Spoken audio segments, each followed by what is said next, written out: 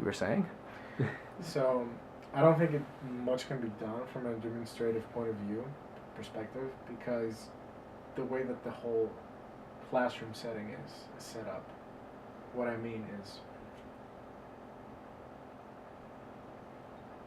it's really hard to start doing something at a university level about helping Americans, what I think is Americans that haven't traveled, to be more open to internationals. Because internationals, they're, by definition, they're open because they travel across, they change the continent, they travel halfway across the world to do something, regardless of what that is. So automatically, like, the mentality is, we have to be open, or somebody else is accepting us, giving us entry to their country to do something.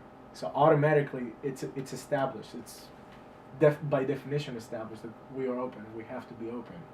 So I think it's more basic than that. It has to go through elementary, through high school, and through the classes there. It's not like a in 1 year process or a semester process or a class process. It has to be all the way to the back, to the beginning, that you need to be more open, or interactive activities there. I think the best way is have school trips, field trips to places. My school did that. When I was in high school and elementary, I visited 4 different countries in Europe. Well, yeah, that's much easier for you to do. It's much easier, but it's easy here as well. You guys have the same planes we have. It's just that you're gonna stay in the plane a little bit longer than we. Yeah. But now go to Canada. It's right, and which many schools, depending on the school, have done. And I brought elementary school children to Canada, but it was a private school. Public schools don't tend to do that. It's hard, but one step at a time. Yeah.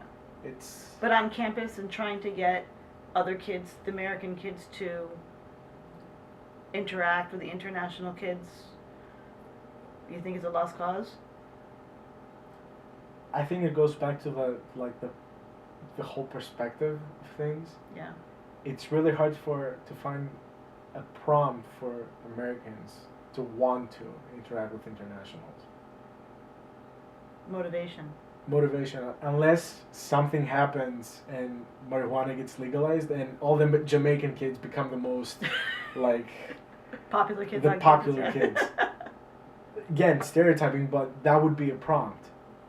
You have to make them something that's direct. It will have a direct input to their life, because nobody. The majority of American kids, they don't think of that fundamentally because they were never prompted to.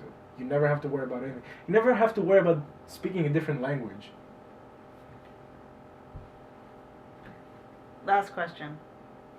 Any advice or things that you would think about to tell professors about dealing with international students or teachers? If you're being honest and open from the beginning that, you know what, I'm not familiar with that culture. If I say something offensive, let me know. If something is being said in the class that you find wrong, or you find that it should be a different way, let me know. So the more open a professor is, the better, from the beginning, the better it's going to be for everyone. Because then you're going to have, I've seen in my English class, then some students, Americans, they're going to be prompted or find the courage to ask certain questions like, oh, how do you do that in your country, or where you come from, how does this go? I think what Quinnipiac has done with the KU 301 classes mostly is addressing that, students asking questions like, what's going on there? How are things there?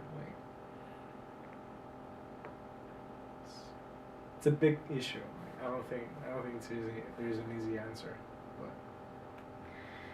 Okay, we're good. Thank you. No Thank problem. you very, very much.